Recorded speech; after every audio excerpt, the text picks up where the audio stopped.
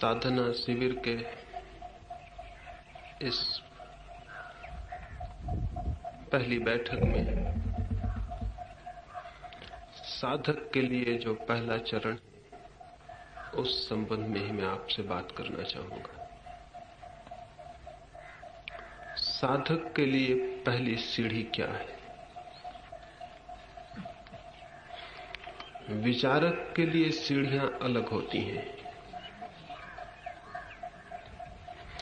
प्रेमी के लिए सीढ़ियां अलग होती हैं, साधक के लिए अलग ही यात्रा करनी होती। साधक के लिए पहली सीढ़ी क्या है? साधक के लिए पहली सीढ़ी शरीर है, लेकिन शरीर के संबंध में न तो कोई ध्यान है, न शरीर के संबंध में कोई विचार है, और थोड़े समय से नहीं, हजारों वर्षों से शरीर उपेक्षित है। ये उपेक्षा दो प्रकार की है। एक तो उन लोगों ने शरीर की उपेक्षा की है जिन्हें हम भोगी कहते हैं, जो जीवन में खाने पीने और कपड़े पहनने के अतिरिक्त और किसी अनुभव को नहीं जानते। उन्होंने शरीर की उपेक्षा की है, शरीर का अपव्यय, शरीर को व्यर्थ खोया है, शरीर की वीणा को खराब किया है। और वीणा खराब हो जाए तो उससे संगीत पैदा नहीं हो सकता। यद्यपि संगीत वीणा से बिल्कुल भिन्न बात है। संगीत बात ही और है, वीणा बात ही और है, लेकिन वीणा के बिना संगीत पैदा नहीं हो सकता। जिन लोगों ने शरीर को भोग की दिशा में व्यर्थ किया है, वे एक तरह के लोग हैं, और दूसरे तरह के लोग हैं जिन्होंने योग की और त्याग की दिशा में भी शरीर के साथ अनाचार किया। शरीर को कष्ट भी दिया है, शरीर का दमन भी किया है, शरीर के साथ शत्रुता भी की है। न तो शरीर को भोगने वालों ने शरीर की अर्थवत्ता को समझा है, और न शरीर को कष्ट देने वाले तपस्वियों ने शरीर की अर्थवत्ता को समझा। शरीर की वीणा पर दो तरह के अनाचार और अत्याचार हुए हैं, एक भोगी की तरफ से, दूसरे योगी की तरफ से। और इन दोनों ने ही शरीर को नुकसान पहुंचाया है। पश्चिम में एक तरह से शरीर को नुकसान पहुंचाया गया है, पूर्व में दूसरी तरह से, लेकिन नुकसान पहुंचाने में हम सब एक साथ सहभागी। वैश्यागृहों में जाने वाले लोग और मधुशालाओं में जाने वाले लोग भी शरीर को एक तरह का नुकसान पहुंचाते हैं। धूप में नग्न खड़े रहने वाले लोग और जंगल की तरफ भागने वाले लोग भी शरीर को दूसरी तरह से नुकसान पहुंचाते हैं। लेकिन शरीर की वीणा से ही जीवन का संगीत उत्पन्न हो सकता है। यद्यपि जीवन का संगीत शरीर से बिल्कुल अलग बात है, बिल्कुल भिन्न और दूसरी बात है, लेकिन शरीर की वीणा के अतिरिक्त उसकी कोई उपलब्धि संभव नहीं है। इस तरफ अब तक कोई ध्यान ठीक से नहीं दिया गया है। पहली बात है शरीर और शरीर की तरफ साधक का सम्यक ध्यान। उस संबंध में ही आज पहली चर्चा में आपसे बात करना चाहता हूं। कुछ सूत्र समझ लेने जरूरी है। पहली बात, शरीर के किन्हीं केंद्रों पर आत्मा का संपर्क है, उसी से जीवन है। शरीर के किन्हीं केंद्रों से आत्मा निकटतम रूप से संबंधित है, वहीं से जीवन की धारा शरीर में प्रवाहित होती है। आत्मा और शरीर के संपर्क के जो केंद्र हैं, जो स्थल हैं, जिस साधक को उन स्थलों का कोई ख्याल नहीं है, वो कभी भी आत्मा को उपलब्ध नहीं हो सकता है। अगर मैं आपसे पूछूं कि आपके शरीर में सर्वाधिक महत्वपूर्ण केंद्र और स्थल क्या है, तो शायद आप अपने सिर की तरफ हाथ उठाएं। मनुष्य की गलत शिक्षा ने मनुष्य के शरीर को, शरीर में केवल सिर को ही सर्वाधिक महत्वपूर्ण बना दिया है। सिर मनुष्य के जीवन धारा का सर्वाधिक महत्वपूर्ण केंद्र नहीं है। मस्तिष्क मनुष्य की जीवन धारा का सर्वाधिक महत्वपूर्ण केंद्र नहीं है। जैसे हम किसी पौधे के पास जाएं और पूछें कि पौधे में सर्वाधिक महत्वपूर्ण और जीवंत क्या है, तो ऊपर ही फूल दिखाई पड़ जाएंगे और कोई भी कह देगा कि ये फूल ही सर्वाधिक महत्वपूर्ण है। फूल सर्वाधिक महत्वपूर्ण दिखाई पड़ते हैं, लेकिन सर्वाधिक महत्वपूर्ण फूल नहीं है। सर्वाधिक महत्वपूर्ण वे जड़ें हैं जो दिखाई नहीं पड़ती। मस्तिष्क मनुष्य के पौधे पे लगा हुआ फूल है, वो मनुष्य के शरीर की जड़ नहीं। फूल सबसे बाद में आते हैं, अंतिम होते हैं। जड़ें सबसे प्रथम होती हैं, और अगर जड़ें भूल जाएं तो फूल कुम्हला जाएंगे। फूलों का अपना कोई जीवन नहीं होता। और अगर जड़ें संभाल ली जाएं तो फूल अपने आप संभल जाते हैं। उन्हें संभालने के लिए अलग से कोई आयोजन नहीं करना होता। लेकिन पौधे में देखने पर ऐसा लगेगा फूल सर्वाधिक महत्वपूर्ण है। ऐसे ही मनुष्य में भी लगता है कि मस्तिष्क सर्वाधिक महत्वपूर्ण है। मस्तिष्क अंतिम बात है मनुष्य के शरीर में। वो मनुष्य के शरीर की जड़ें नहीं, वो रूट्स नहीं है। माओ से तंग ने अपने बचपन का एक संस्मरण लिखा है कि मैं छोटा था, मेरी मां के झोपड़े के पास एक बड़ी सुंदर बगिया थी। वो बगिया इतनी सुंदर थी, उसमें ऐसे सुंदर फूल आते थे कि दूर दूर से लोग देखने आते थे।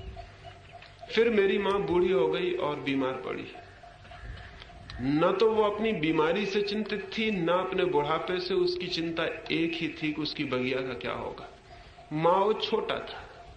उसने अपनी मां को कहा कि तू बेफिक्र रह, मैं तेरी बगिया की फिक्र कर लूंगा। और माओ सुबह से सांझ तक बगिया की फिक्र करता रहा। 1 महीने बाद उसकी मां ठीक हुई, तो जैसे ही वो थोड़ी चल सकी, उठ के बगिया में आ गई और देख के घबरा गई। बगिया तो बर्बाद हो चुकी थी, पौधे सब सूख गए थे, फूल सब कुम्हला के गिर गए थे। वो बहुत हैरान हुई। उसने माओ को कहा कि पागल, तू तो सुबह से सांझ तक बगिया में ही रहता था, तूने क्या किया? ये सब फूल तो नष्ट हो गए, ये बगिया तो कुम्हला गई, सब पौधे तो मरने के करीब आ गए, तू करता क्या था? माओ रोने लगा। वो खुद भी परेशान था। वो रोज दिन भर मेहनत करता था, लेकिन न मालूम क्या बात थी कि बगिया सूखती गई। वो रोने लगा और उसने कहा कि मैंने तो बहुत फिक्र की, मैं तो एक एक फूल को चूमता था और प्रेम करता था, एक एक पत्ते को झाड़ता था, धूल पहुंचता था, लेकिन पता नहीं क्या हुआ। मैं फिक्र भी करता था, लेकिन फूल कुम्हलाते गए, पत्ते सूखते गए और बगिया धीरे धीरे मुरझाती गई। उसकी मां ने कहा पागल। वो हंसने लगी बूढ़ी। उसने कहा तू पागल है, तुझे अभी ये पता नहीं कि फूलों के प्राण फूलों में नहीं होते और न पत्तों के प्राण पत्तों में होते। पौधे के प्राण वहां होते हैं जहां किसी को दिखाई ही नहीं पड़ते। वो उन जड़ों में होते हैं जो जमीन के नीचे छिपी होती।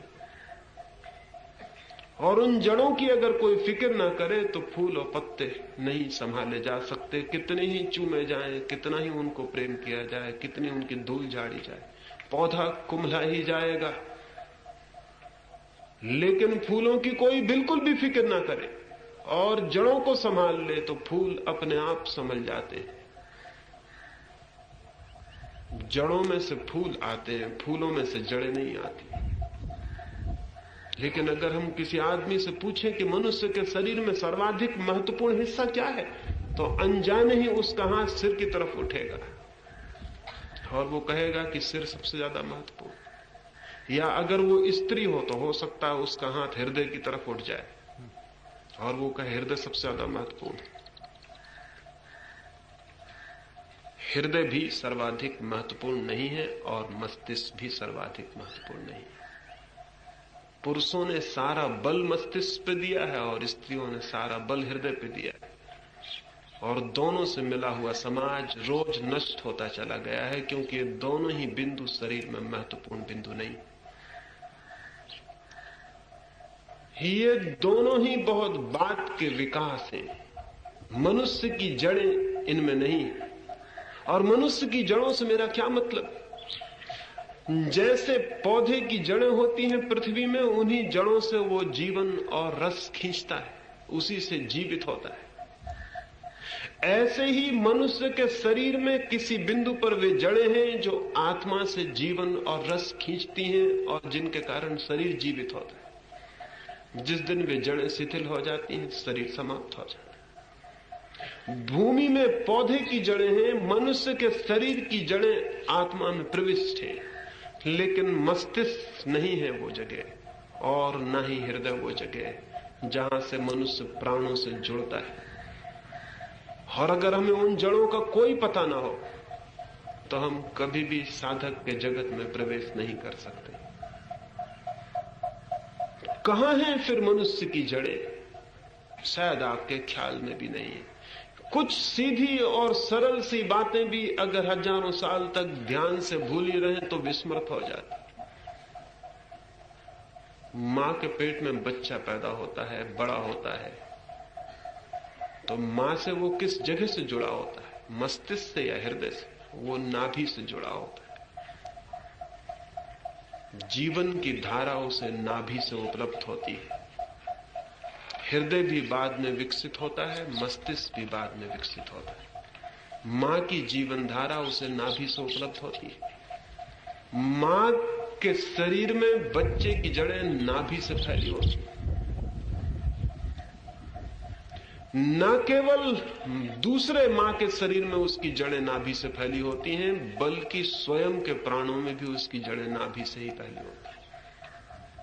मनुष्य के शरीर में सर्वाधिक महत्वपूर्ण बिंदु नाभि है।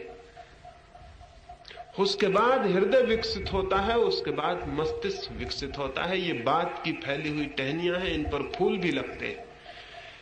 मस्तिष्क पर ज्ञान के फूल लगते हैं, हृदय पर प्रेम के फूल लगते हैं। यही फूल हमें भुला लेते हैं और हमको लगता है कि यही फूल सब कुछ है।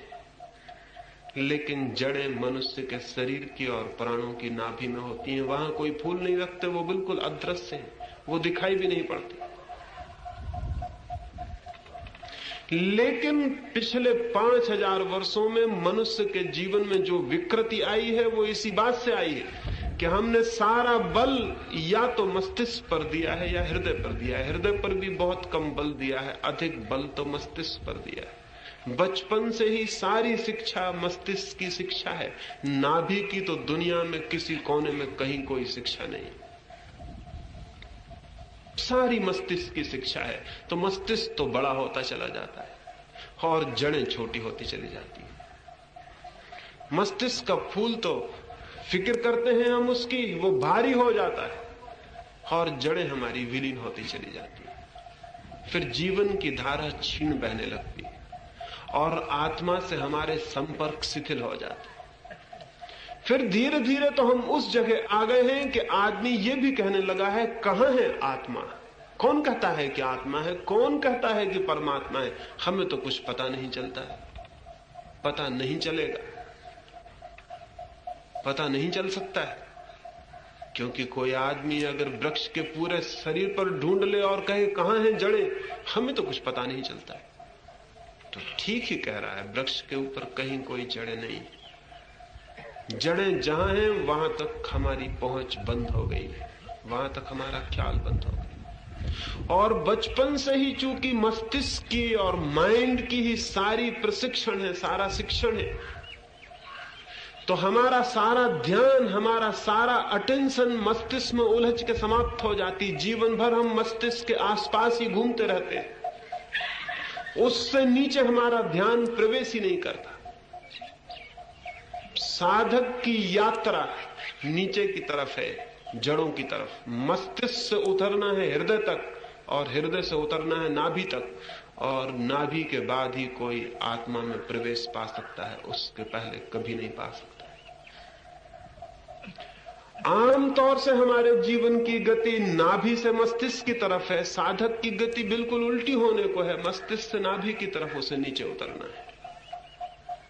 तो इन 3 दिनों में मैं वो तो आपसे क्रमशः बात करूंगा कि मस्तिष्क से हृदय तक कैसे उतरें और हृदय से नाभि तक कैसे उतरें और फिर नाभि से आत्मा तक प्रवेश कैसे हो सकता है। आज तो सिर्फ शरीर के संबंध में ही कुछ बात कहनी जरूरी है।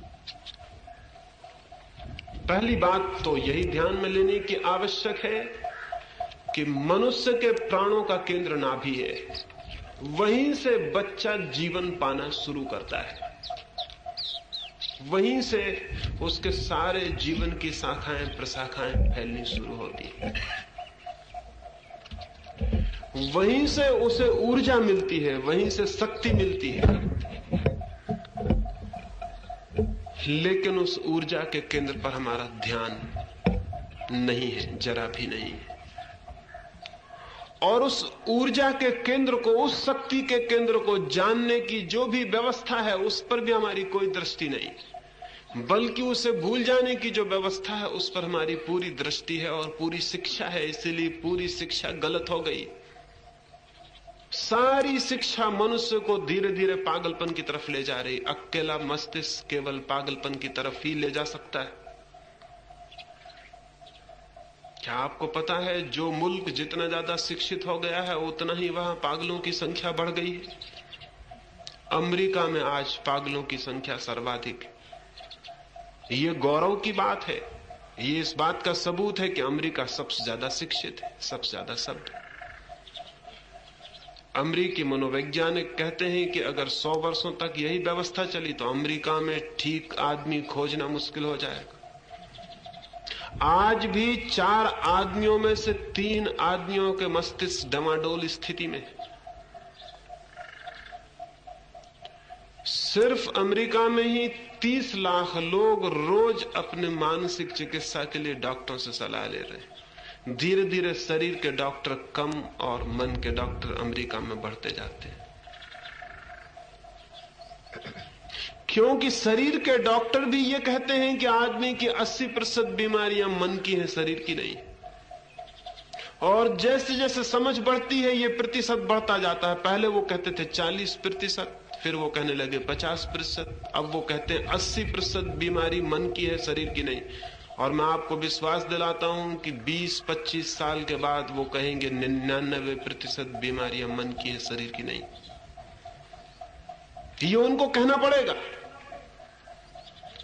क्योंकि मनुष्य के मस्तिष्क पर ही सारा बल दिया जा रहा है। मस्तिष्क विक्षिप्त हो गया। आपको अंदाज नहीं कि मस्तिष्क बड़ी डेलिकेट, बड़ी महीन, बहुत बारीक, बहुत नाजुक चीज है।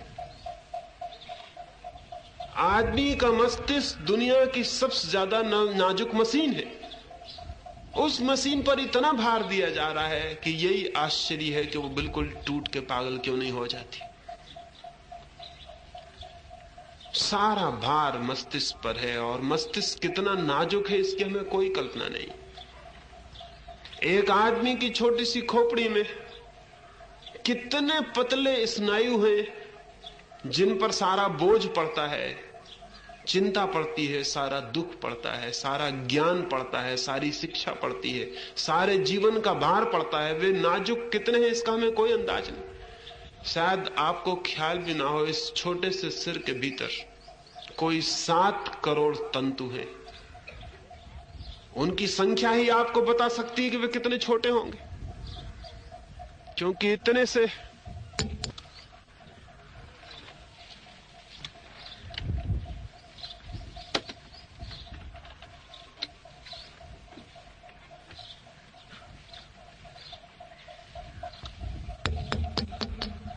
थोड़ा वक्त लगेगा, बहुत नाजुक है। उससे ज्यादा नाजुक कोई यंत्र नहीं, उससे ज्यादा नाजुक कोई पौधा नहीं। ये इससे भी ख्याल में आ सकता है कि मनुष्य के बहुत छोटे से सिर के भीतर 7 करोड़ स्नायु हैं। ये स्नायु इतने हैं कि अगर एक आदमी के सिर के स्नायुओं को एक के बाद एक फैलाया जाए तो पूरी पृथ्वी की परिक्रमा एक आदमी के मन के स्नायु ले लेंगे। इस छोटे से सिर के भीतर इतनी बारीक व्यवस्था है, इतनी नाजुक व्यवस्था है। इस नाजुक मस्तिष्क पर ही पिछले 5000 वर्षों में सबसे ज्यादा जोर दिया गया। उसका परिणाम होना स्वाभाविक था। उसका परिणाम यह हुआ कि ये तंतु टूटने शुरू हो गए, ये तंतु विक्षिप्त होने शुरू हो गए, ये तंतु पागल होने शुरू हो गए। विचार का अति भार मनुष्य को पागलपन के अतिरिक्त और कहीं भी नहीं ले जा सकता है। सारी जीवन धारा ही मस्तिष्क के आसपास घूमने लगी। ये जो मस्तिष्क के पास घूमती हुई जीवन धारा है, साधक को इसी जीवन धारा को और गहरे और नीचे और केंद्र की तरफ उतारना है, वापस लौटाना है।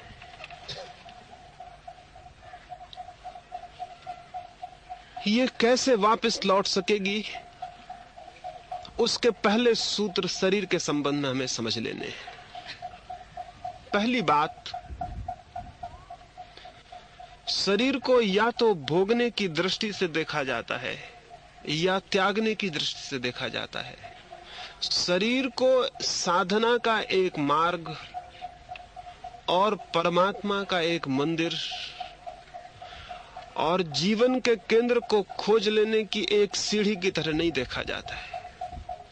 ये दोनों ही बातें भूल भरी हैं। जीवन में जो भी श्रेष्ठ है और जो भी उपलब्ध करने जैसा है, उस सब का मार्ग शरीर के भीतर और शरीर से होकर ही जाता है। शरीर की स्वीकृति एक मंदिर की भांति, एक मार्ग की भांति जब तक मन में ना हो, तब तक या तो शरीर के हम भोगी होते हैं या शरीर के हम त्यागी होते हैं। और दोनों ही स्थितियों में शरीर के प्रति हमारी भाव दशा सम्यक, ठीक, संतुलित नहीं होती। बुद्ध के पास एक युवक दीक्षित हुआ था। वो युवक राजकुमार था। उसने जीवन के सब तरह के भोग देखे थे, भोग में ही जिया था। फिर वो सन्यासी हो गया। बुद्ध के भिक्षु बहुत आश्चर्य से भरे। उन्होंने कहा, ये व्यक्ति सन्यासी होता है, ये कभी राजमहल के बाहर नहीं निकला, ये कभी रथ के नीचे नहीं चला, ये जिन रास्तों पे चलता था वहां मखमली कालीन बिछा दिए जाते थे।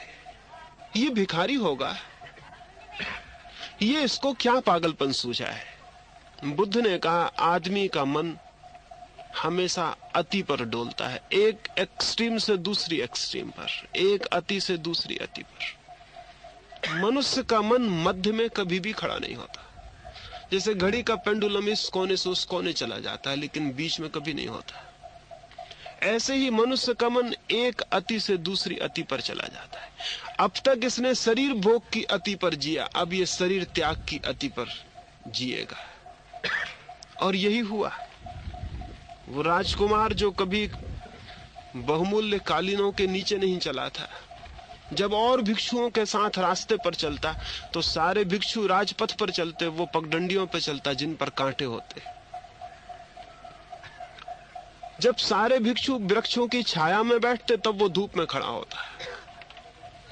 सारे भिक्षु एक दिन भोजन भी लेते, दिन में एक बार, वो एक दिन उपवास रखता, एक दिन भोजन लेता।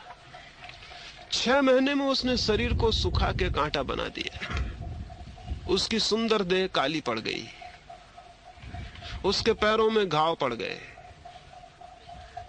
बुद्ध 6 महीने बाद उसके पास गए और उस भिक्षु को कहा कि श्रोण उसका नाम था, एक बात मुझे पूछनी है। मैंने सुना है जब तू राजकुमार था तो तू वीणा बजाने में बहुत कुशल था, क्या ये सच है? उस भिक्षु ने कहा, हाँ, लोग कहते थे मुझ जैसी वीणा बजाने वाला और कोई भी नहीं। तो बुद्ध ने कहा, फिर मैं एक प्रश्न पूछने आया हूं, हो सकता है तू उत्तर दे सके। मैं ये पूछता हूं कि वीणा के तार अगर बहुत ढीले हों तो संगीत पैदा होता है या नहीं?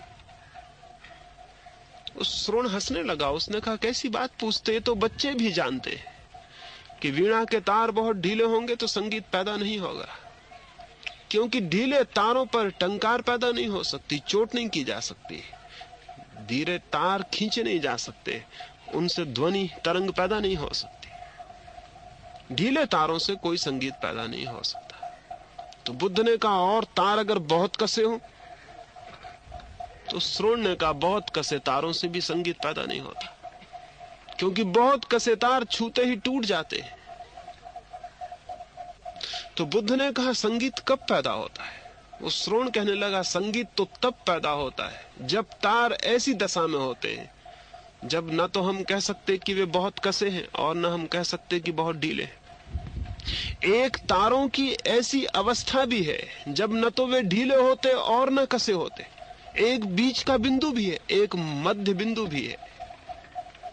संगीत तो वहीं पैदा होता है। और कुशल संगीतज्ञ इसके पहले कि गीत उठाए तारों को देख लेता है कि तार ढीले तो नहीं है, तार कसे तो नहीं है। तो बुद्ध ने कहा, बस उत्तर मुझे मिल गया और यही मैं तुझसे कहने आया हूं। जैसे तू वीणा बजाने में कुशल था, ऐसे ही जीवन की वीणा बजाने में मैंने भी कुशलता पाई। और जो वीणा का नियम है वही जीवन वीणा का नियम भी है। जीवन के तार बहुत ढीले हों तो भी संगीत पैदा नहीं होता, और बहुत कसे हों तो भी संगीत पैदा नहीं होता। और जो जीवन का संगीत पैदा करने चला हो वो पहले देख लेता है कि तार बहुत कसे तो नहीं है, तार बहुत ढीले तो नहीं है। और जीवन वीणा कहां है? मनुष्य के शरीर के अतिरिक्त कोई जीवन वीणा नहीं है। और मनुष्य के शरीर में कुछ तार हैं जो न तो बहुत कसे होने चाहिए और न बहुत ढीले होने चाहिए। उस संतुलन में, उस बैलेंस में ही मनुष्य संगीत की ओर प्रविष्ट होता है। उस संगीत को जानना ही आत्मा को जानना है। और जब एक व्यक्ति अपने भीतर के संगीत को जान लेता है तो वो आत्मा को जान लेता है, और जब वो समस्त के भीतर छिपे संगीत को जान लेता है तो वो परमात्मा को जान लेता है। तो मनुष्य की शरीर की इस वीणा के तार कहां कहां हैं? पहली तो बात, मस्तिष्क में बहुत से तार हैं जो बहुत कसे हुए हैं, जो इतने कसे हुए हैं कि उनसे संगीत पैदा नहीं हो सकता। अगर उनको कोई छुएगा तो केवल विक्षिप्तता पैदा होती और कुछ भी पैदा नहीं होता। और हम सारे लोग ही मस्तिष्क के तारों को बहुत कसे हुए बैठे, 24 घंटे कसे हुए, सुबह से लेकर सांझ तक। और कोई सोचता हो रात भी ढीले हो जाते हो तो गलती में। रात भी हमारा मस्तिष्क कसा हुआ है और खिंचा हुआ है। पहले तो हमें पता नहीं था कि आदमी के मस्तिष्क में रात क्या चलता है, अब तो मशीनें इजाद कर ली गई। आप रात भर सोइए रहिए और आपका मस्तिष्क क्या कर रहा है भीतर, ये मशीन सब खबर देती रहेगी। अमेरिका में और रूस में इस समय कोई 100 प्रयोगशालाएं काम कर रही हैं। आदमी नींद में क्या करता है इसकी जांच पड़ताल के लिए। कोई 40,000 लोगों के ऊपर प्रयोग किए गए हैं रात सोते में, और जो नतीजे मिले हैं वो बड़े हैरानी के। वो नतीजे ये हैं कि आदमी दिन भर जो करता है रात भर भी वही करता है। दिन भर जो करता है, अगर दुकान दिन भर चलाता है तो रात भर भी दुकान चलाता है। मस्तिष्क अगर दिन भर चिंता करता है तो रात भर भी चिंता करता है। अगर दिन में क्रोध करता है तो रात में भी क्रोध करता है। रात प्रतिबिंब है पूरे दिन का, प्रतिछाया है, उसका ही रिफ्लेक्शन है, उसकी ही प्रतिध्वनि है। जो दिन भर मन पर होता है रात उसके ही प्रतिबिंब मन पर गूंजते रहते।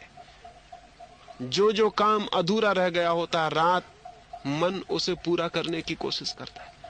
अगर किसी पर क्रोध कम किया है, क्रोध अधूरा रह गया है, अटका हुआ रह गया है, तो रात मन उसे रिलीज करता है, पूरे क्रोध को करके वीणा का तार अपनी जगह बैठने की कोशिश करता है। अगर दिन में कोई आदमी उपवास किया है तो रात भोजन कर लेता है सपने में। दिन में जो अधूरा रह गया है वो रात पूरा होने की कोशिश करता है। तो जो हम दिन में करते हैं वही पूरे रात मन करता है। 24 घंटे मन खिंचा हुआ है, मन पर कोई विश्राम नहीं। मन के तार कभी भी ढीले नहीं होते। तो मन के तार हैं बहुत खिंचे हुए, एक बात। और दूसरी बात, हृदय के तार हैं बिल्कुल ढीले। हृदय के तार हमारे कसे हुए ही नहीं है। प्रेम जैसी चीज को हम जानते हैं,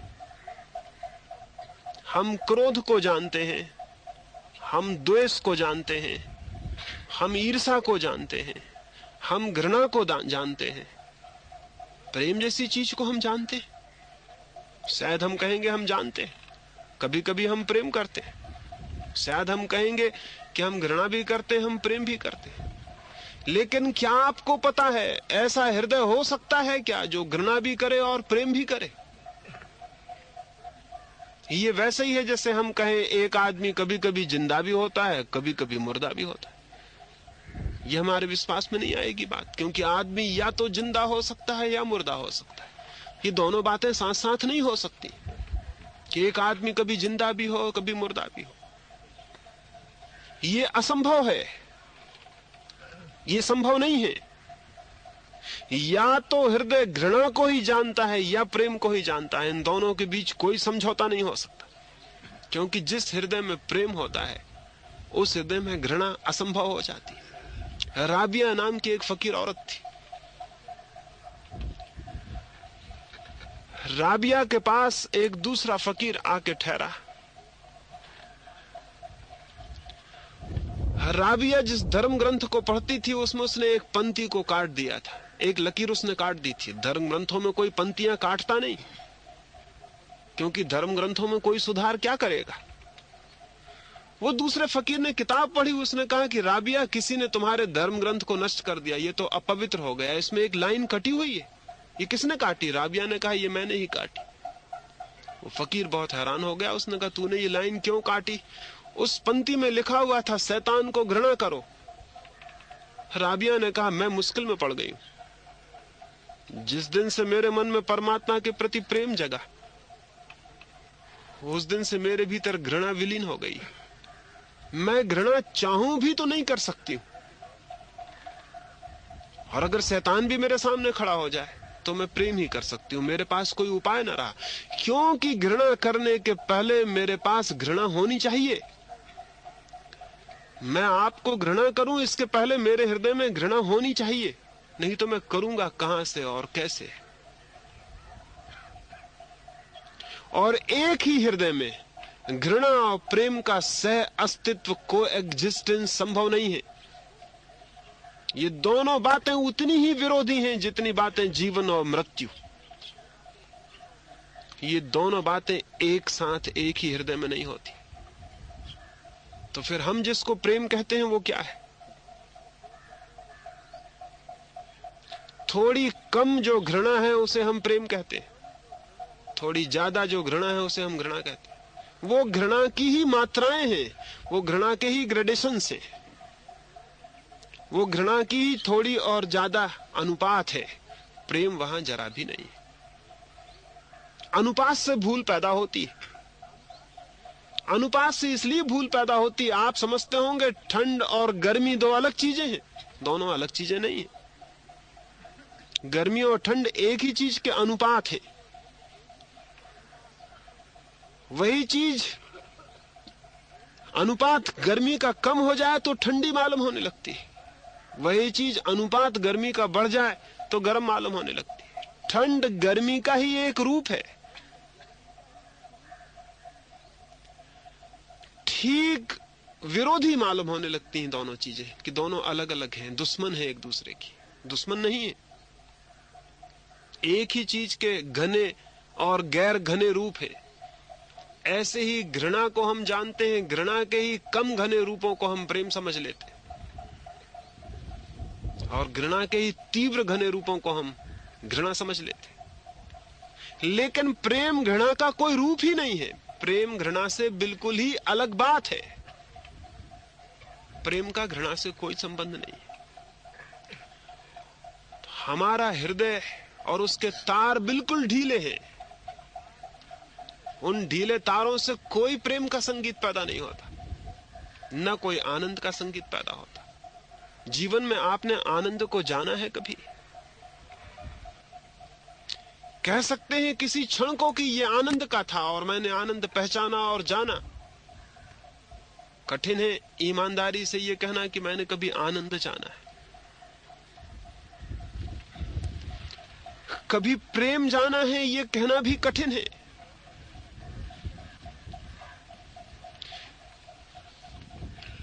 कभी शांति जानी है यह कहना भी कठिन है। हम क्या जानते हैं? हम अशांति जानते हैं। हाँ, अशांति कभी कभी कम होती है मात्रा में, उसी को हम शांति समझ लेते हैं। असल में हम इतने अशांत रहते हैं कि अगर अशांति थोड़ी कम हो जाती तो शांति का भ्रम देती है। एक आदमी बीमार है, थोड़ी बीमारी कम होती वो कहता मैं स्वस्थ हुआ, क्योंकि बीमारी इतनी घिरी है उसके आसपास की थोड़ी बीमारी कम है तो उसे लगता है मैं स्वस्थ हूं। लेकिन स्वास्थ्य और बीमारी का क्या संबंध? स्वास्थ्य तो बात ही अलग है। स्वास्थ्य तो बात ही अलग है। हम में से बहुत कम लोग ही स्वास्थ्य को जान पाते हैं। ज्यादा बीमारी को जानते हैं, कम बीमारी को जानते हैं, लेकिन स्वास्थ्य को नहीं जान पाते। ज्यादा अशांति को जानते हैं, कम अशांति को जानते हैं, लेकिन शांति को नहीं जान पाते। ज्यादा घृणा को जानते हैं, कम घृणा को जानते हैं। ज्यादा क्रोध को जानते हैं, कम क्रोध को जानते हैं। आप शायद सोचते होंगे कि कभी कभी क्रोध आता है। झूठी है ये बात। आप 24 घंटे क्रोध में होते, कभी ज्यादा होते हैं, कभी कम होते हैं। 24 घंटे आप क्रोध में हैं। जरा सा मौका मिल जाए और क्रोध प्रकट होना शुरू हो जाएगा। मौके की तलाश है, क्रोध भीतर तैयार है। सिर्फ अपॉर्चुनिटी की खोज है कि कोई बाहर से मौका दे दे, क्योंकि बिना मौके के अगर आप क्रोध करेंगे तो लोग आपको पागल समझेंगे। अगर आपको मौके न दिए जाएं तो आप बिना मौके के भी क्रोध करना शुरू कर देंगे, या आपको शायद पता नहीं होगा। अगर एक आदमी को एक कमरे में बंद कर दिया जाए, सारी सुविधाएं दे दी जाएं और उससे पूछा जाए कि वो रोज इस बात को नोट करता रहे कि क्या उसके चित्त में बिना किसी कारण के भी फर्क पड़ते हैं, और वो नोट करेगा।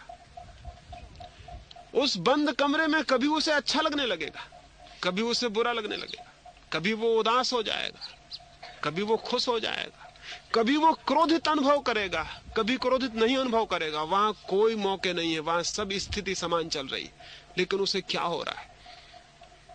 और इसीलिए एकांत से आदमी डरता है, क्योंकि एकांत में बाहर कोई बहाना नहीं होता और सब चीजें भीतर ही मान लेनी पड़ेंगी।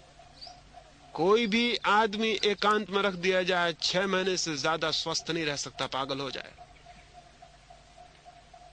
एक सम्राट ने इजिप्ट में यह प्रयोग किया था।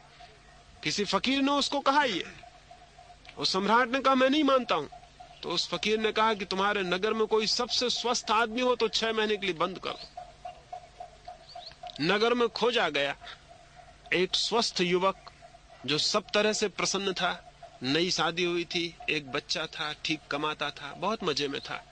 उसे पकड़वा लिया गया और सम्राट ने उसे कहा कि तुम्हें हम कोई कष्ट नहीं देंगे, हम सिर्फ एक प्रयोग करते और तुम्हारे घर के लोगों को ठीक व्यवस्था रहेगी, भोजन की, कपड़ों की, सब इंतजाम रहेगा, तुमसे अच्छा इंतजाम रहेगा और तुम्हारे लिए भी सब व्यवस्था रहेगी। सिर्फ 6 महीने तुम्हें अकेले रहना पड़ेगा। एक बड़े भवन में उसको बंद कर दिया, सारी सुविधा जुटा दी, लेकिन एकांत इतना था कि जो आदमी भी पहरे पे खड़ा था वो भी उसकी भाषा नहीं समझता था, ताकि बोल ना सके वो आपस में। 2-4 दिन में ही वो आदमी घबराने लगा। सब सुविधा थी, कोई कठिनाई ना थी, ठीक वक्त पे भोजन मिलता था, ठीक वक्त पे सोने मिलता था, शाही महल था, सब इंतजाम था, कोई कठिनाई नहीं थी। वो जो करना चाहे कर सकता था बैठ के वहां। सिर्फ इतना था कि किसी से बात नहीं कर सकता था, किसी से मिल नहीं सकता। 2-4 दिन में ही बेचैनी शुरू हो गई। 8 दिन बाद वो चिल्लाने लगा कि मुझे बाहर निकालो, मैं यहां नहीं रहना चाहता हूं।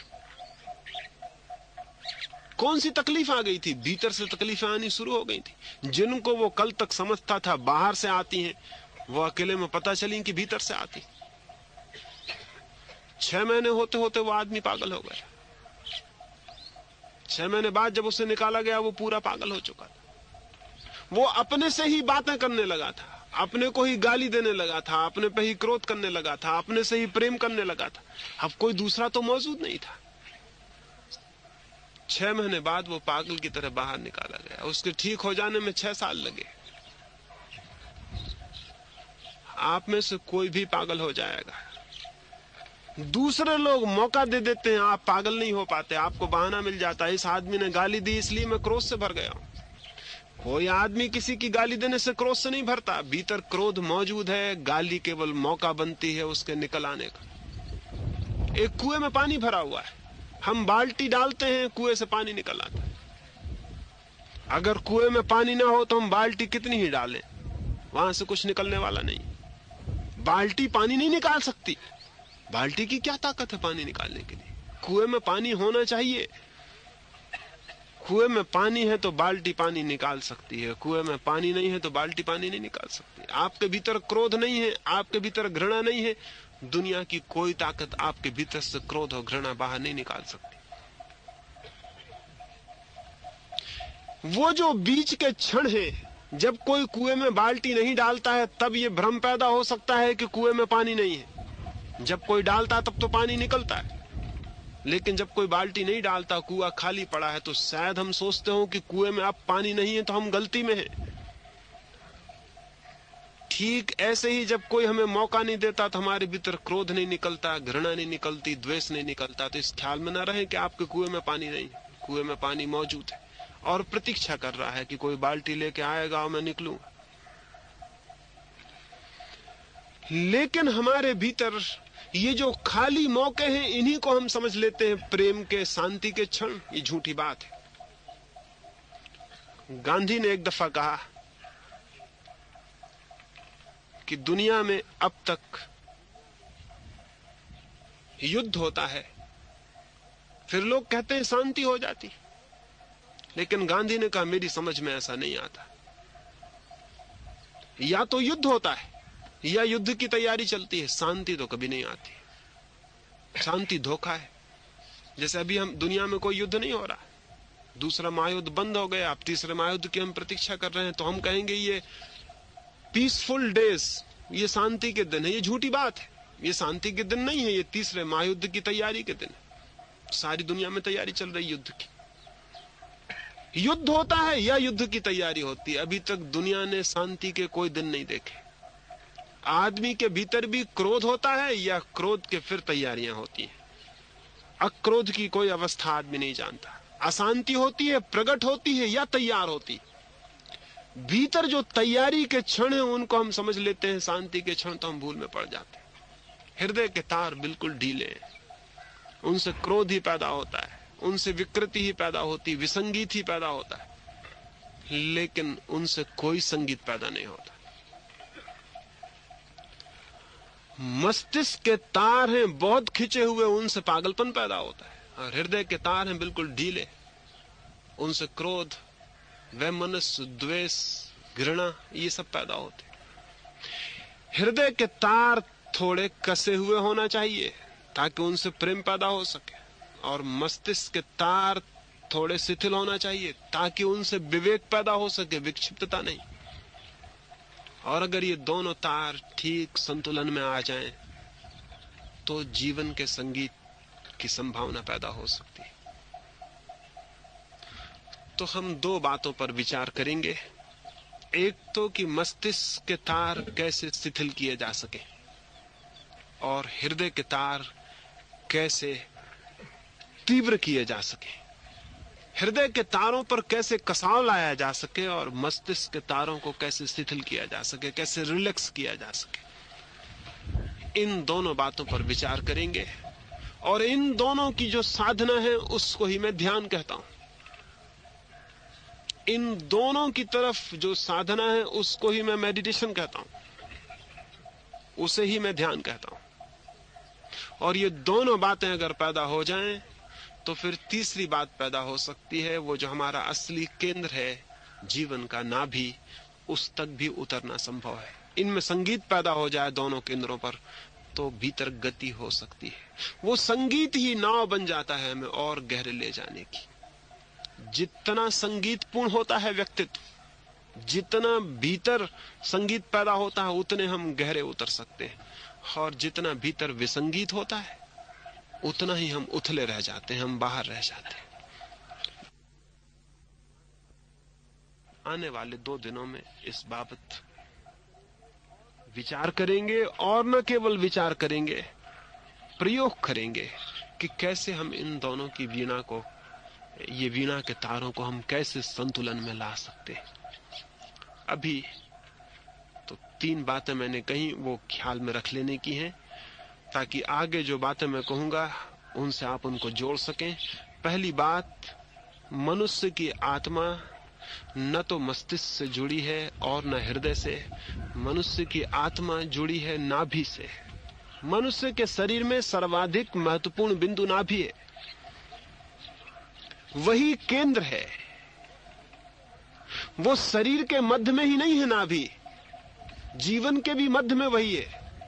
बच्चा पैदा भी उससे ही होता है और जीवन का अंत भी नाभि से ही होता है। और जो लोग जीवन के सत्य में प्रवेश करते हैं उनके लिए भी नाभि ही द्वार बनती है। और आज भी आपको ख्याल में नहीं होगा, दिन भर आप श्वास फेफड़ों से लेते हैं, लेकिन रात आपकी श्वास नाभि से चलनी शुरू हो जाती है। दिन भर आपका सीना उठता फैलता है, लेकिन रात जब आप सो जाते हैं आपका पेट उठने गिरने लगता है। छोटे बच्चों को आपने श्वास लेते देखा होगा, तो छोटे बच्चों का फेफड़ा ऊपर नहीं उठता, पेट ऊपर उठता हुआ दिखाई पड़ेगा। छोटे बच्चे अभी नाभि के ज्यादा करीब हैं। जैसे जैसे आदमी बड़ा होने लगता है वैसे वैसे उसकी श्वास ऊपर से वापस लौटने लगती है और नाभि तक उसके कंपन बंद हो जाते हैं। अगर आप रास्ते पे जा रहे हैं, साइकिल चला रहे हैं या कार चला रहे हैं और एकदम से एक्सीडेंट की हालत आ जाए तो आप हैरान होंगे, आपको पहली चोट नाभि पे लगेगी, न मस्तिष्क पे लगेगी, न हृदय पे लगेगी। अगर एक आदमी एकदम से आपके ऊपर छुरा लेके आ जाए तो आपको पहला जो कंपन होगा वो नाभि पे होगा और कहीं भी नहीं होगा। अगर अभी भी आप घबरा जाएं एकदम से तो पहला कंपन नाभि पे होगा। जीवन पर जब भी संकट पैदा होता है तो नाभि पर पहले कंपन होते हैं, क्योंकि जीवन का केंद्र नाभि है और कहीं कंपन नहीं होते। जीवन के स्रोत वहां से जुड़े हैं और चूंकि नाभि पर हमारा ध्यान बिल्कुल ही नहीं रहा, इसलिए आदमी बिल्कुल ही अधर में लटका रह गया है। नाभि का केंद्र एकदम अस्वस्थ है, उस पर ध्यान ही नहीं, उसके विकास की भी कोई व्यवस्था नहीं। आप हैरान होंगे ये बात जान के कि नाभि का केंद्र विकसित होने के लिए कुछ व्यवस्था होनी चाहिए। जैसे हमने मस्तिष्क को विकसित करने के लिए स्कूल और कॉलेज बना छोड़े हैं, वैसा नाभि के केंद्र को विकसित करने के लिए कुछ व्यवस्था अत्यंत जरूरी है। और कुछ बातें हैं जिनसे नाभि का केंद्र विकसित होता है, कुछ बातें हैं जिनसे विकसित नहीं होता।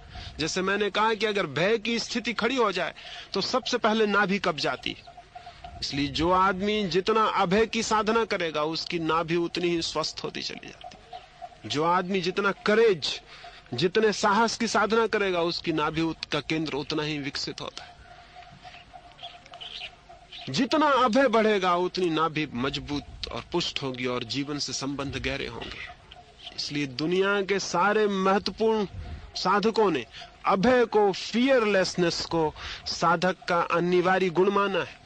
फियरलेसनेस का और कोई मूल्य नहीं है अभय का। अभय का मूल्य है वो नाभि के केंद्र को पूरा जीवंत कर देती, उसके सारे विकास को पूरा खुल के प्रकट कर देती। वो हम धीरे धीरे बात करेंगे।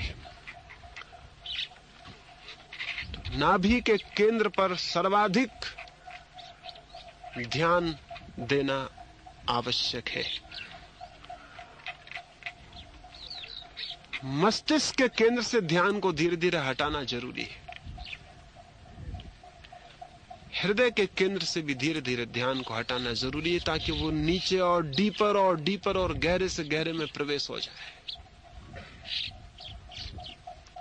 तो उसके लिए 2 प्रयोग सुबह और रात्रि हम ध्यान के करेंगे। सुबह का प्रयोग मैं आपको समझाता हूं, फिर 15 मिनट के लिए हम उस प्रयोग के लिए बैठेंगे और उस प्रयोग को करेंगे। निश्चित ही अगर मस्तिष्क से चेतना को नीचे ले जाना है तो मस्तिष्क को बिल्कुल शिथिल छोड़ देना जरूरी है, रिलैक्स छोड़ देना जरूरी है। हम मस्तिष्क को खींचे रहते हैं पूरे वक्त, ख्याल ही भूल गया कि हम खींचे हुए चले जा रहे हैं, पूरा टेंस किए हुए हैं माइंड को, पूरा खींचे हुए, ये ख्याल में नहीं।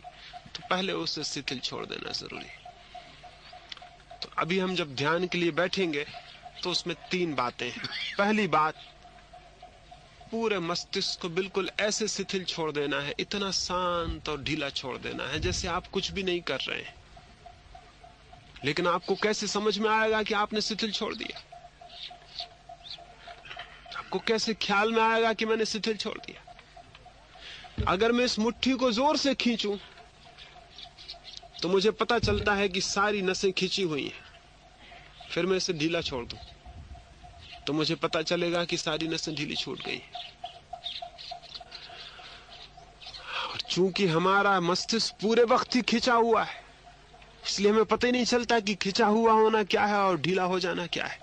तो एक काम करेंगे, पहले मस्तिष्क को जितना खींच सकेंगे खींच लेंगे, जितना मस्तिष्क की सारे स्नायुओं को खींच सकें पूरा खींच लेंगे, जितना टेंस कर सकें कर लेंगे, फिर एकदम से ढीला छोड़ेंगे। तो आपको पता चलेगा कि खिंचा हुआ होना और ढीले होने में, दोनों में क्या फर्क है। तो अभी जब हम ध्यान के लिए बैठेंगे तो 1 मिनट के लिए जितना मस्तिष्क को आप खींच सके, जितना तनाव दे सके उतना खींच लेंगे, और फिर मैं कहूंगा कि अब ढीला छोड़ दें तो आप बिल्कुल ढीला छोड़ देंगे। और वो आपको पता चल जाएगा कि क्रमशः कैसा खिंचा होना क्या है और ढीला हो जाना क्या है। वो आपको फील होना चाहिए, वो आपको अनुभव में आ जाना चाहिए। तो फिर धीरे धीरे आप ढीला और ढीला छोड़ने में समर्थ हो जाएंगे। तो पहला काम है मस्तिष्क को बिल्कुल ढीला छोड़ देना। मस्तिष्क के साथ ही पूरे शरीर को भी ढीला छोड़ देना है। इतने आराम से बैठ जाना है जैसे शरीर पर भी कहीं कोई जोर ना पड़े, कहीं कोई भार ना पड़े। फिर आप क्या करेंगे? जैसे आप सब ढीला छोड़ देंगे, पक्षी बोल रहे हैं, ये कहीं पंचक्की की आवाज हो रही है, कहीं कोई कौवा बोलेगा, कहीं कोई और आवाज होगी, ये सब आवाजें आपको सुनाई पड़नी शुरू हो जाएंगी। क्योंकि मस्तिष्क जितना शिथिल होगा उतना सेंसिटिव हो जाएगा, उतना संवेदनशील हो जाएगा। एक एक चीज सुनाई पड़ने लगेगी। आपको अपनी हृदय की धड़कन भी सुनाई पड़ने लगेगी, श्वास का आना जाना भी सुनाई पड़ने लगेगा, अनुभव होने लगेगा। फिर चुपचाप बैठ के ये सब चारों तरफ हो रहा है, उसे चुपचाप अनुभव करना है और कुछ भी नहीं करना। आवाज सुनाई पड़ रही, उसे चुपचाप सुनना है। पक्षी बोलेगा, उसे चुपचाप सुनना है। भीतर श्वास चल रही, उसे चुपचाप देखते रहना और कुछ भी नहीं करना है। आपको अपनी तरफ से कुछ भी नहीं करना है, क्योंकि आपने अपनी तरफ से कुछ भी किया कि मस्तिष्क खिंचना शुरू हो जाएगा।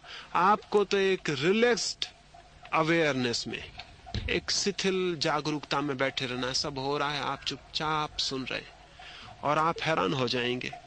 जैसे ही आप शांति से सुनेंगे वैसे ही और गहरी शांति भीतर उतरनी शुरू हो जाएगी। जितने आप गहरी से सुनेंगे उतनी और गहराई भीतर बढ़ती चली जाएगी। एक 10 मिनट में ही आप पाएंगे कि आप एक शांति के अद्भुत केंद्र बन गए हैं, सारी चीज शांत हो गई है। तो ये हम सुबह का पहला प्रयोग करेंगे।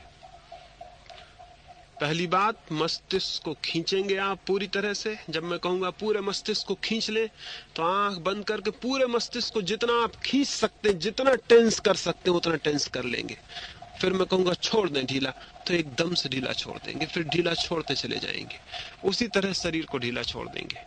आंख बंद रहेगी, चुपचाप बैठे हुए जो भी आवाजें सुनाई पड़ रही हैं उन्हें चुपचाप सुनते रहेंगे। 10 मिनट केवल चुपचाप सुनते रहना है और कुछ भी नहीं करना है। और इन्हीं 10 मिनट में पहली दफा आपको लगना शुरू होगा कि भीतर कोई शांत धारा बहनी शुरू हो जाती है और प्राण नीचे की तरफ उतरने शुरू हो जाएंगे।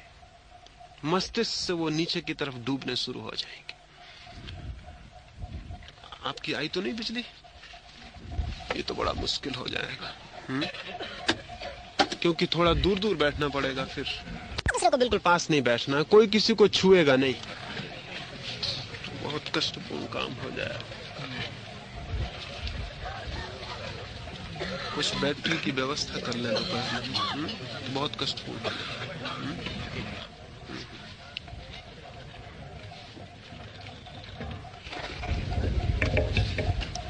हाँ, ये पीछे लान पर आ जाएं। जो लोग परिचित हैं सुबह के ध्यान से, पहले शिविरों में आए हैं, वो तो पीछे यहाँ लान पर आ जाएं, ताकि जो लोग नए हैं वो सुन सके, उनको मुझे कुछ कहना हो, सूचना देनी हो तो सुनाई पड़ जाए। जो लोग भी परिचित हैं वो यहाँ पीछे आ जाएं। पीछे चले जाइए, आप पीछे चले जाए, जो भी परिचित हैं वो पीछे चले जाएं, ताकि नए लोग यहाँ बैठ जाएंगे।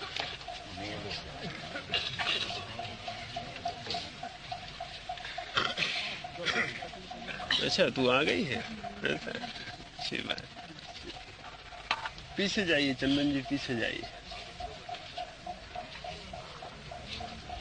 हाँ, पुराने मित्र तो पीछे चले जाएं, नए मित्र थोड़े आगे आ जाएं, कुछ लोग यहाँ ऊपर आ जाएं, कुछ यहाँ पीछे आ जाएं, ताकि सुनाई आपको पड़ सके।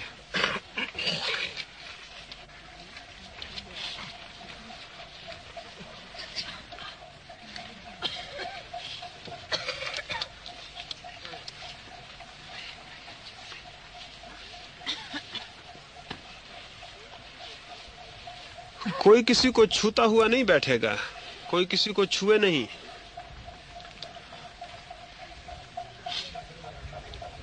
उधर तुम लोग तो छू रही हो एक दूसरे को, थोड़ा थोड़ा हटो, थोड़ा आगे हटाओ, ये रेत पे बैठ जाओ।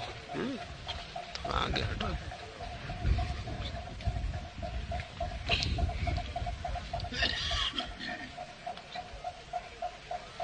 तो सबसे पहले तो आंख धीरे से बंद कर ले, बहुत धीरे से आंख बंद करनी है। आंख पर भी जोर नहीं पड़ना चाहिए कि आप उसको खींच के बंद कर दें। पलक को धीरे से छोड़ दें, पलक धीरे से छोड़ दें, आंख पर भी कोई भार ना हो, आंख बंद कर ले।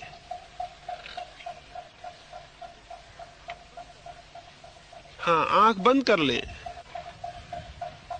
धीरे से आंख बंद कर ले। अब सारे शरीर को ढीला छोड़ दें, सिर्फ मस्तिष्क को खींचें। जितना आप मस्तिष्क को तनाव दे सके, जितना तनाव, जितना खींचना कर सके, पूरे मस्तिष्क को खींच ले। अपने भीतर पूरे मस्तिष्क को जोर से टेंस कर ले, सारा मस्तिष्क खिंच जाए, जितनी आपकी ताकत हो खींच लें पूरी ताकत से। सारे शरीर को ढीला छोड़ दें, सारी ताकत मस्तिष्क पर लगा दें कि मस्तिष्क बिल्कुल खिंच गया, जैसे मुट्ठी बंद हो गई हो, सारे स्नायु खिंच जाएं। 1 मिनट तक पूरी तरह खींचे रहें, उसको ढीला ना छोड़ने दें, पूरा खींच ले, और जितना खींच सके खींच ले। मस्तिष्क को भीतर पूरी तरह खींच ले, खींचे रहें, खींच लें पूरी ताकत से, पूरे क्लाइमेक्स पर जितनी आपकी ताकत हो मस्तिष्क को उतना पूरा तनाव दे दे, ताकि जब वो शिथिल हो तो पूरा शिथिल भी हो सके। ठीक है, खींच ले, ठीक है। अब एकदम से ढीला छोड़ दे, बिल्कुल ढीला छोड़ दे, मस्तिष्क को बिल्कुल ढीला छोड़ दे, सारा खिंचाव छोड़ दे। एक शिथिलता भीतर आनी शुरू हो जाएगी, मालूम पड़ेगा भीतर कोई चीज छूट गई, कोई तनाव विलीन हो गया, चीज शांत हो गई। बिल्कुल ढीला छोड़ दे, अब सब ढीला छोड़ दे, और चारों तरफ जो भी आवाज है, हवाएं पत्तों को हिलाएंगी, कोई पक्षी बोलेगा, चुपचाप मौन बैठ के सारी आवाजों को सुनते रहे, सिर्फ सुनते रहे। हाँ, बाहर की सारी आवाजों को सुनते रहे। सुनते ही सुनते मन और शांत होगा, शांत होता जाएगा। सुने, चुपचाप सुनते रहें, बिल्कुल रिलैक्स्ड, बिल्कुल शिथिल।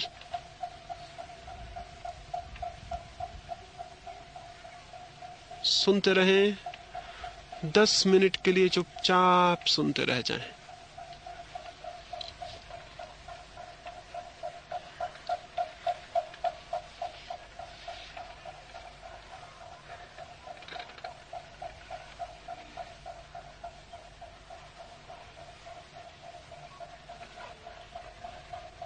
सुनते रहें।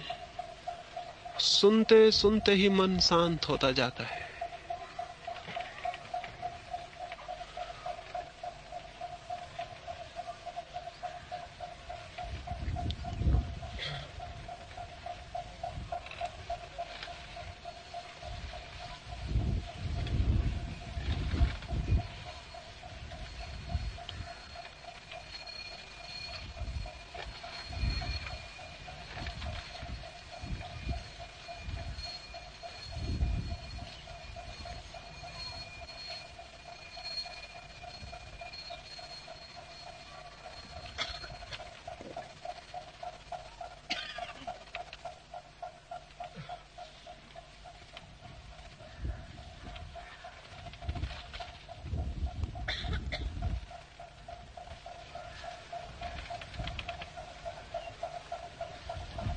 चुपचाप सुनते रहें। सुनते ही सुनते मन शांत होता जाएगा। भीतर एक शांति अपने आप उतरनी शुरू हो जाएगी। आप सिर्फ सुने।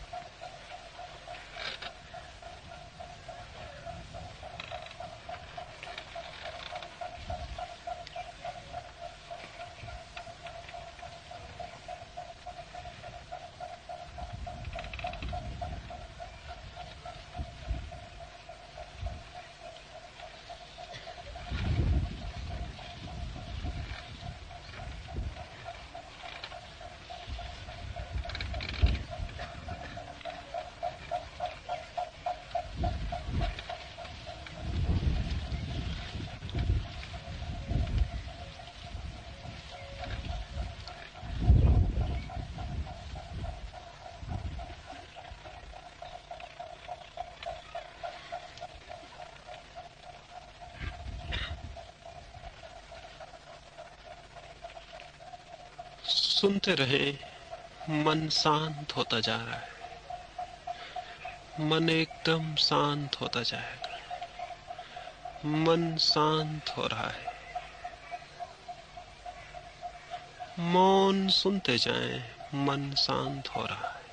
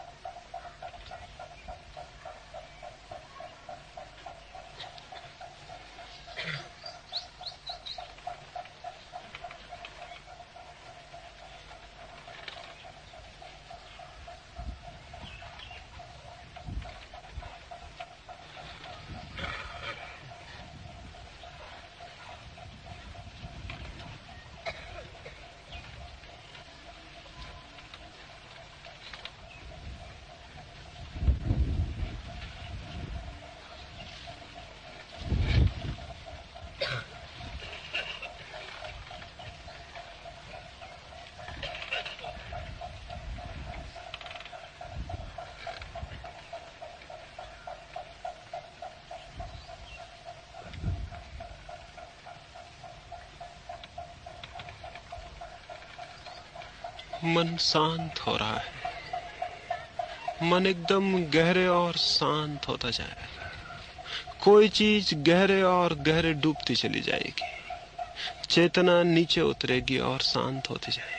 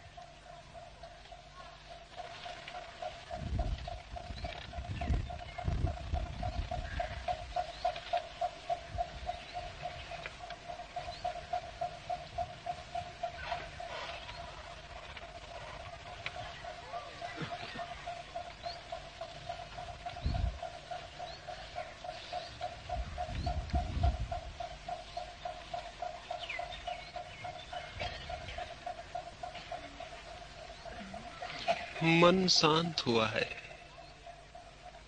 अब धीरे धीरे 2-4 गहरी श्वास लें। धीरे धीरे गहरी श्वास लें। प्रत्येक श्वास के साथ शांति और बढ़ती हुई मालूम पड़ेगी। धीरे धीरे 2-4 गहरी श्वास लें। फिर बहुत आहिस्ता से आंख खोलें। जैसी शांति भीतर मालूम हुई वैसी ही बाहर भी दिखाई देगी। धीरे धीरे आंख खोल के 1 मिनट चुपचाप आंख खोल के बैठे रहें। धीरे धीरे आंख खोल लें।